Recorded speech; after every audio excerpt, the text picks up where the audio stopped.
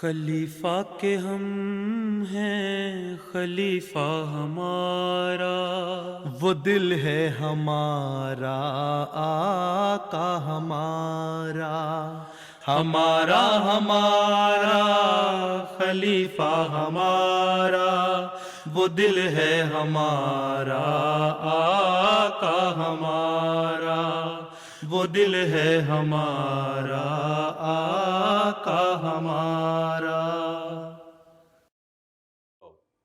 السلام عليكم ورحمة الله تعالى وبركاته، وأهلا بكم في أنشطة أمير المؤمنين لهذا الأسبوع.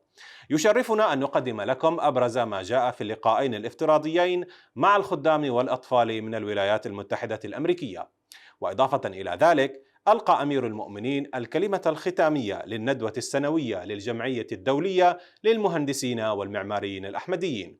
ونبدأ بحدث يوم السبت، حيث التقى حضرة الخليفة أعضاء مجلس أطفال الأحمدية من الولايات المتحدة الأمريكية. يوم السبت 5 من مارس آذار الجاري اجتمع أطفال الأحمدية في الولايات المتحدة في مسجد بيت الحميد في لوس أنجلوس للقاء أمير المؤمنين أيده الله تعالى بنصره العزيز. وبعد جلسة رسمية قصيرة أتيحت الفرصة للأطفال لطرح مجموعة من الأسئلة. Assalamu alaikum, Hazur. Wa alaikum salam. Can I see your face? My question is that sometimes elders say that the prayers of children are more easily accepted. Could beloved Hazur help us understand this better? You see, because children are innocent. This is why it is said, even there's a tradition as well, that since children are innocent, their prayers are accepted. And the grown-up people, those who have committed so many sins, or they are not paying full attention to their prayers, they are involved in worldly activities, and they do not do justice with their duties towards their Creator, Allah Ta'ala, then it means only they are going to pray when they are in need of something. But in the case of children, they are not involved very much in the worldly things. They are innocent in this age. So when they pray, that Allah Ta'ala accepts their prayer because of their innocence, because it is coming out from their heart. So Allah loves the innocent people. If grown-up people, elderly people, those who are very pious are innocent, Allah Ta'ala also accepts their prayer. But most of the cases we see in today's world that people are involved in worldly things, whereas young children do not know much about the worldly things, and they are innocent. They have not committed sins. This is why Allah Ta'ala accepts their prayers. Okay?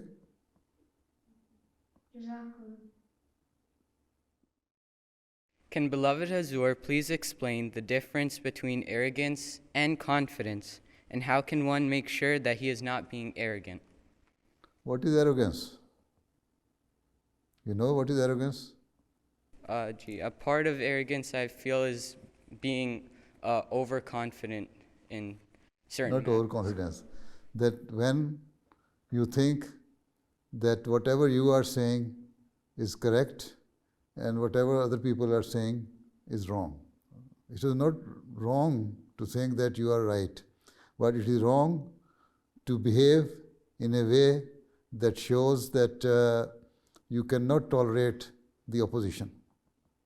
And you start quarreling with them, arguing with them in a manner which is not appropriate. And always think that you are always right. That is arrogance. Whereas the confidence is that whenever you are talking, you talk with substantial proofs. So if you think whatever you are saying you have the argument for it, then you can give your arguments, and if other person accepts your arguments, well and good, but you know that you are well aware of this subject, and you are confident that whatever you are talking, you have proof to prove it. That is your confidence. But if you debate with somebody and your argument is refuted, or people refuse to accept you, then you become angry and start fighting with them. That is arrogance. So this is the difference. You should have confidence, and for confidence you will have to increase your knowledge. But sometimes arrogant people do not have knowledge, despite that they think they are right. So those who are confident, they have the knowledge to support their argument. And whether somebody accepts your argument or not, you know that you are well aware of this subject. And so instead of fighting or quarreling or arguing with them, you just stop, okay, whatever you are saying, I accept. Even Hazrat Masih has quoted that there used to be one king, there is this narration. And he used to write the Holy Quran with his hand. One time, a scholar came to meet him, and he saw the written words of the Holy Quran, which were written by the king. The scholar said that you did not write this word correctly.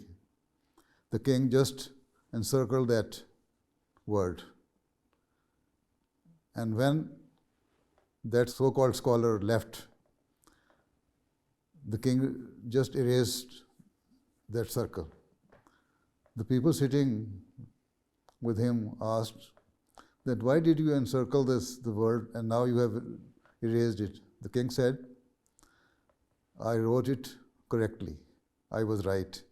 But since this so-called scholar thought that he is right, so instead of arguing with him, I just encircled the word so that he is satisfied that I have marked it. Instead of arguing it wrongly, he did not show arrogance. See, he showed the height of humility. Despite being king, he did not argue, and this is confidence, and also shows that how we can avoid arrogance. Jazakallah Hazur. Assalamu alaikum, beloved Hazur. Wa alaikum salam. My question is, how can we be happier? How old are you? 9. 9? You should always be contented. Always think that Allah Ta'ala has blessed you with so many things. Allah Ta'ala has given you good health, has given you good physique, has given you beautiful face, your eyesight is good. Allah Ta'ala has given you ears with which you can hear everything. Allah Ta'ala has given you mouth and tongue with which you can speak good things. And thank Allah Ta'ala all the time. And He has provided you all the facilities. He has given you the opportunity to go to school and educate yourself. He has given you good parents and good siblings. Then it makes you happy. Do you have brothers and sisters? Yeah, I have 2 younger brothers. Achha. Even if they do not behave well with you, even then, always be happy. And thank Allah Ta'ala that has given you so many things. You see, there are quite a number of people in this world, even their basic rights are being deprived. They do not get enough food to survive. They do not have the opportunity to go to school.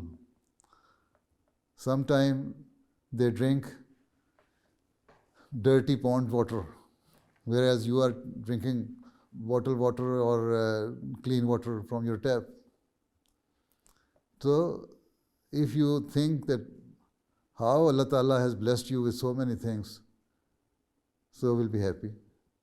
And if you are thankful to Allah Ta'ala, Allah Ta'ala will always keep you happy. Okay? Always see those people who are deprived of all these facilities, whereas you have got all these things. You see, this is why there is a tradition of the Holy Prophet ﷺ. He said that when it's a matter of religion, of piety, of good things, then always see those people who are better than you. When it is a matter of worldly things, then always see those who are below you, those who have less facilities than you. Then it will make you thankful to Allah Ta'ala and you will be happy. ठीक? हाँ जी sir साहब. Beloved Hazur, please keep us in your prayers. Allah Ta'ala bless you all. Make you strong and staunch, inshallah Ta'ala. Okay then. Allah Hafiz. Assalamu alaikum wa rahmatullahi wa barakatuh. Wa alaikum salam wa rahmatullah.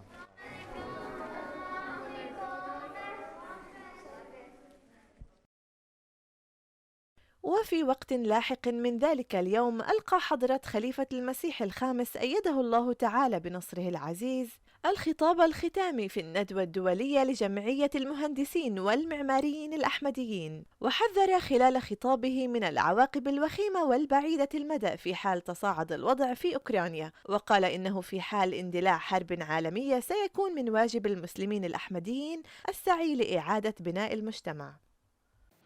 Where we must pray that the world's leaders see sense and de-escalate before it is too late.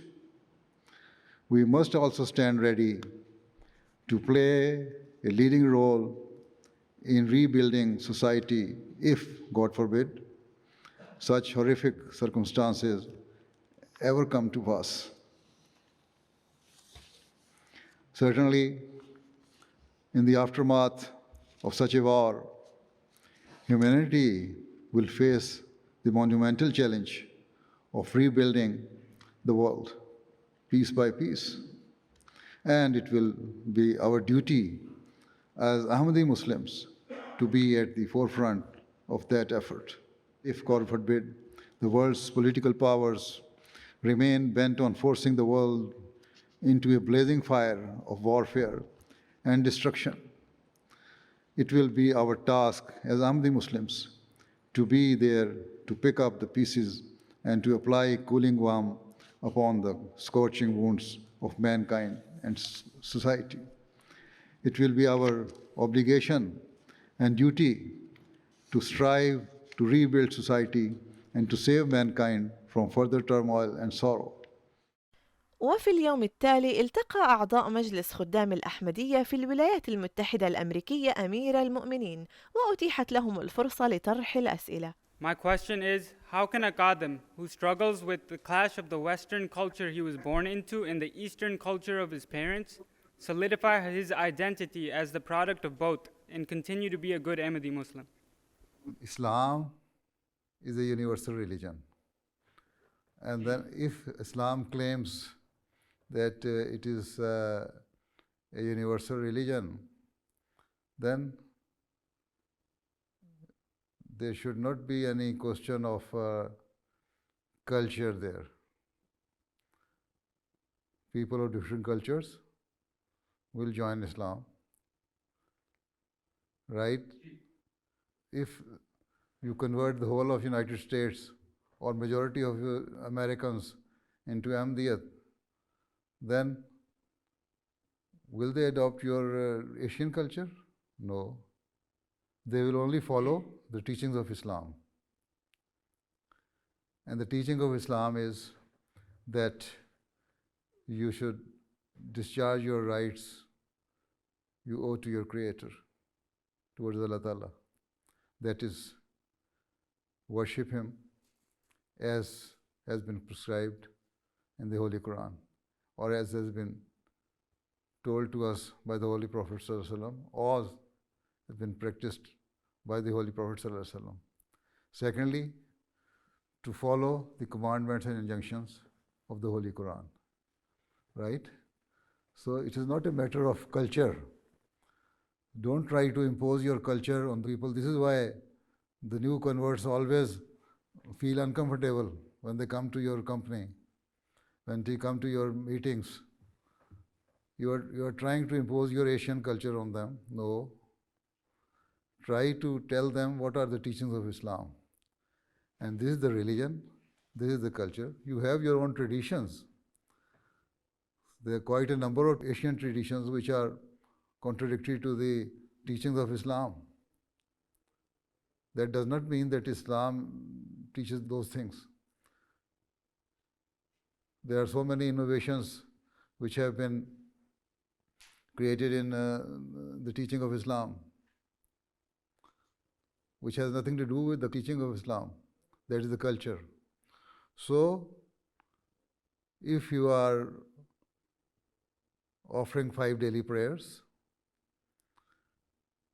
and if you are morally good, if you are obeying the commandments of the Holy Quran, there are 700 or more commandments given in the Holy Quran. If you are following that, that is enough. Otherwise, you cannot spread the message of Islam. You cannot do tabligh. Arabs have their own culture. Africans have their own culture. Americans have their own culture. Europeans have their own culture. Asians have their own culture. Even in Asia, there are quite a number of cultures. There are quite a number of religions, Hindus. And Pakistani culture has been influenced by Hindu culture, because during the olden times, both of us were living together.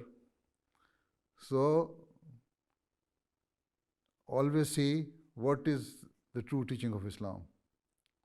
Islamic culture is the culture, not Asian culture. And Islamic culture is nothing but the teaching. That is to practice whatever has been given in the Holy Quran. Apart from that, there is nothing.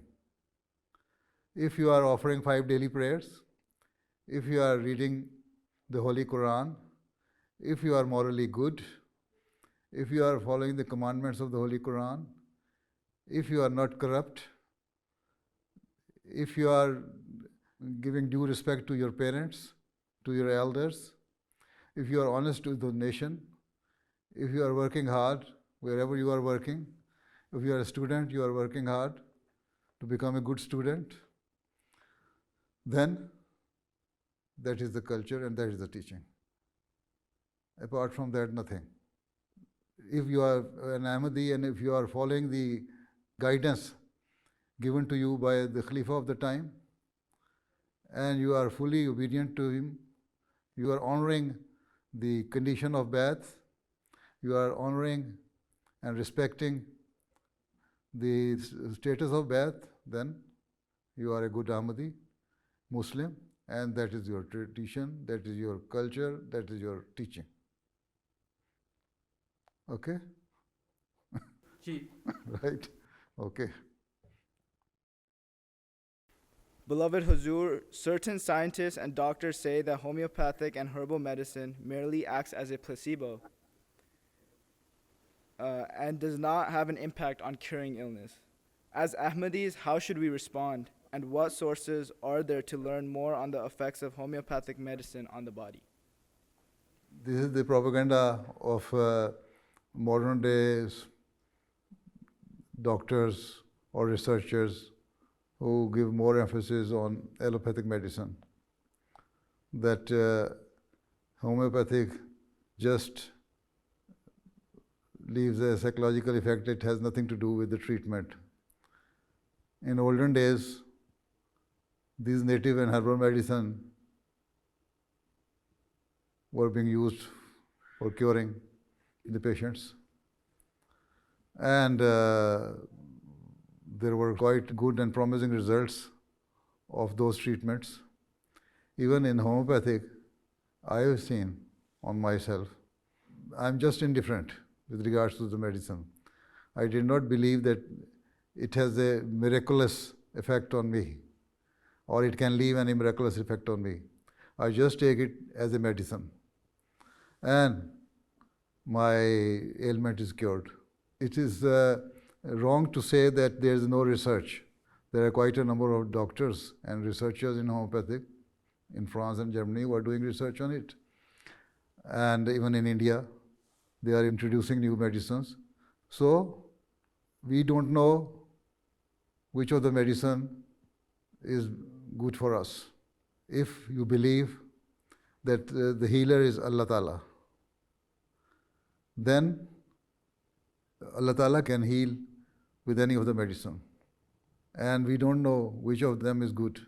Once Hazrat Khalifatul Masih Sani was taking some medicine, and he took some homeopathic medicine, then native herbal medicine, and then took some allopathic medicine for his ailment, whatever it was.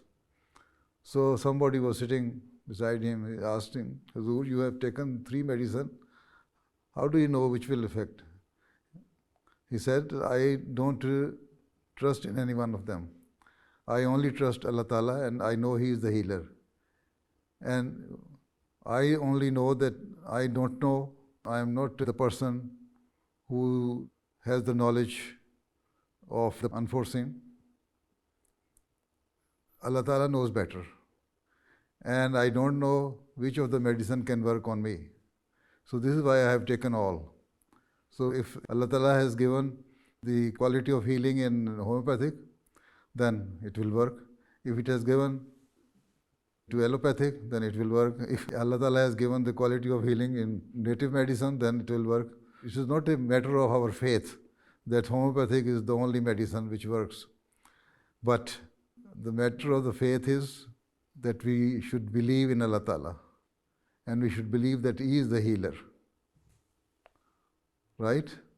Even there are quite a number of patients, those who are getting medical treatment from the doctors in the hospitals, and they write to me that if there is any homeopathic medicine, and with the consultation of our doctors, I then do send them medicine, and sometime it works. Sometime doctors say that according to our treatment, this ailment should have taken a longer period, but it has been cured within short time, and that is a miracle. So we don't know whether the allopathic medicine worked with the prayers, and that miracle happened because of it, or the homeopathic medicine. So keep in mind that we do not believe in any of the medicine. We have a firm belief in that Allah is the healer, Shafi. This is why I always ask MD doctors, whenever they are writing any prescription for their patients, they should write Huwa Shafi, that Allah is the healer, not they or not their medicine. And then pray to Allah Ta'ala that Allah Ta'ala make this medicine for the patient as a cure. Okay? Recently, there have been some Ahmadis on social media that have not been showing the best example of obedience to the Khalifa of the time. Dear Hazur, how can we explain to these Ahmadis that complete obedience to the Khilafat is a must and is a source of lot of blessings? It would be really helpful if you can share the example of Sahaba, Rizwanullah alayhim, and how they showed obedience to the Khalifa. You want me to give a full khutbah on it, which I have already done. I have been doing it all the time. If you read the book, The Conditions of Bath, or Sharayat-e-Bath in Urdu, and that was a series of my speeches and khutbahs. This question has been answered there in detail and very elaborately. Anyway, the thing is that they are indifferent about religion. If you do some detailed research, you would see that most of them do not offer 5 daily prayers. not even Friday prayers. They do not discharge their duties they owe to Allah Ta'ala. So those who are not discharging their duties towards Allah Ta'ala, how can they be obedient to the Khilafat? Right? And there are some among them even who offer their prayers, but their understanding is not good with regards to the religion and obedience. You always say in your pledge of Khudam al-Ahmadiyya, even the condition of the Bai'at, that you will obey the maroof decisions of the Khalifa Waqt. And they say that Khalifa Waqt can also take the decisions which are not maroof. But they are wrong in this. So, do they have any list of maroof and not maroof? That this is right and this is wrong? As Khalifatul Masih Awwal has said that this word has been used for the Holy Prophet ﷺ in the Holy Quran. That I will obey the Holy Prophet ﷺ in his maroof decisions. So Khalifa Awwal said that have they made any list of maroof and not maroof decisions of the Holy Prophet ﷺ? So he said that the meaning is that whatever Allah has commanded, they will follow that one. Just last Friday's khutbah, I mentioned that Hazrat Abu Bakr radhiyallahu anhu said in his first sermon that whenever you see that I am deviating from the Quranic injunctions and commandments and the Sunnah, then guide me and don't obey me. But apart from that, you don't have the right.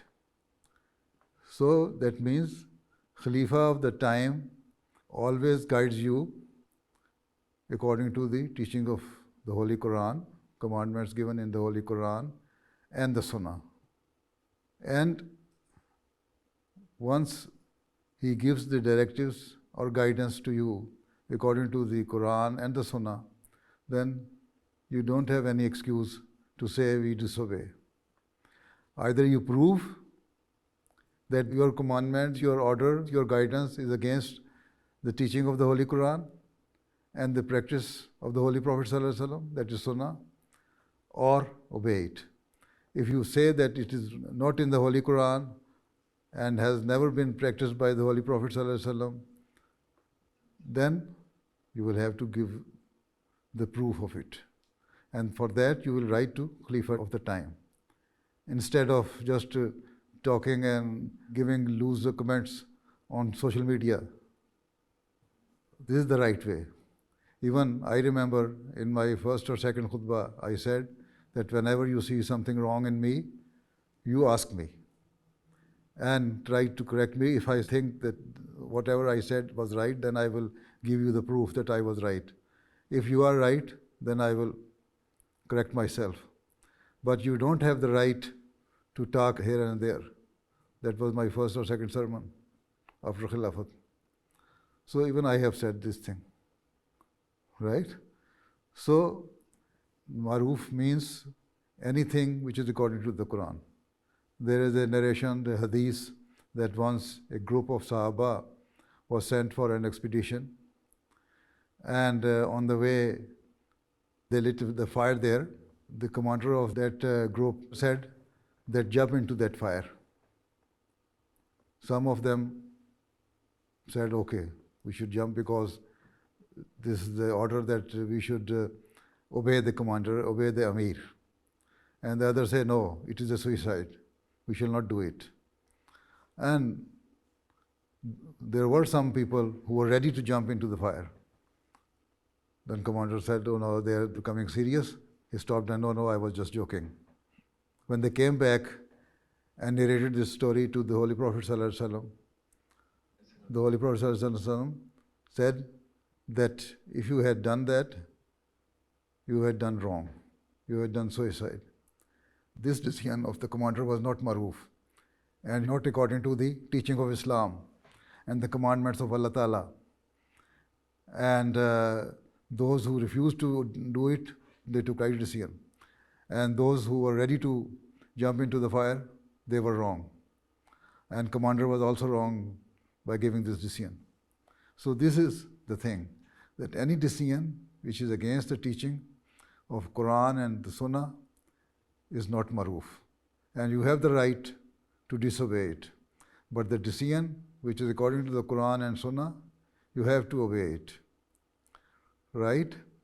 But if you say that this decision is not good and this is not right, then you write to the Khalifa of the time. Ask him, why you are giving this decision? Why you are asking us to obey this order or guidance, whereas it is wrong, it is against the teaching of Quran and Sunnah. Then Khalifa of the time will ask them, either he will prove that his guidance was right, or he will admit that, okay, you are right, so, and then he will take the decision back. But you have no right to spread and mislead the people on social media. Okay? ठीक है? Huzur, my question is, some Atfal and Qadam become detached from the Jamaat because their parents do not bring them to the mosque. Once this has happened, it is very difficult to build a relationship with these Atfal and Qadam. What guidance does beloved Huzur have for this issue? If they have become detached from the Jamaat because of their parents, then there should be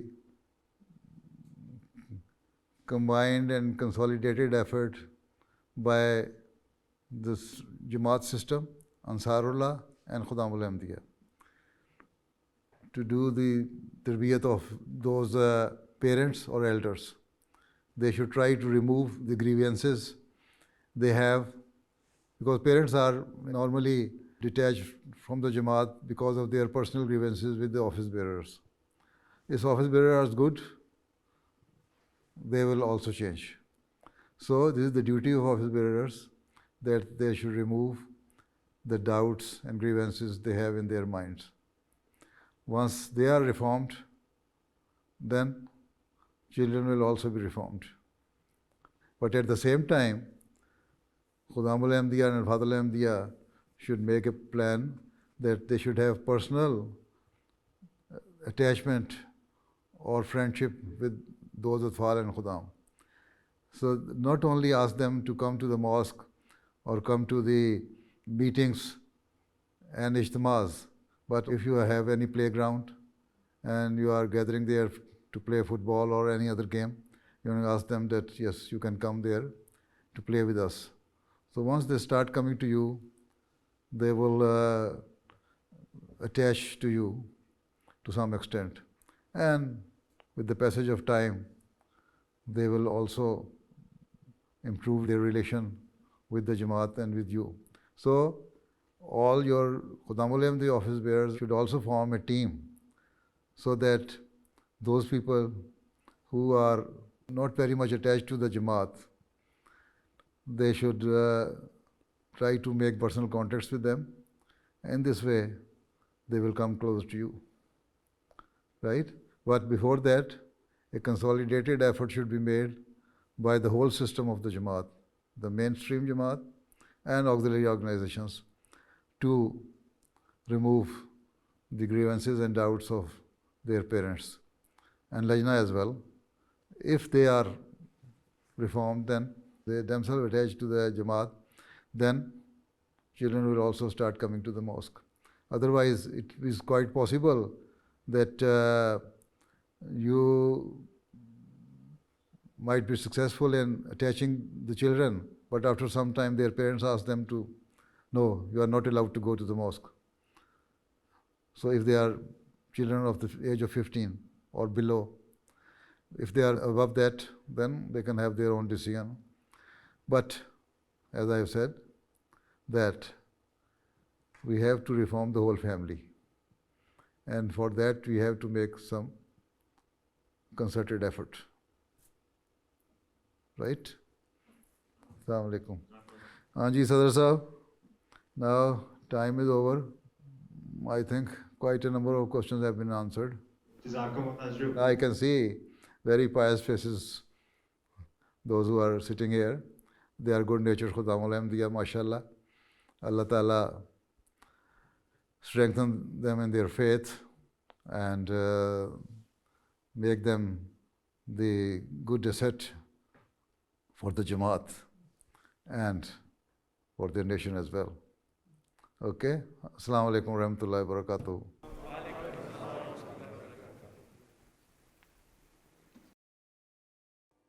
بهذا أعزائي المشاهدين نصل إلى ختام هذا الملخص لهذا الأسبوع، ولمزيد من المعلومات يمكنكم متابعتنا على العناوين الظاهرة على الشاشة، وحتى نلتقيكم في الأسبوع القادم هذه أطيب الأمنيات، والسلام عليكم ورحمة الله تعالى وبركاته.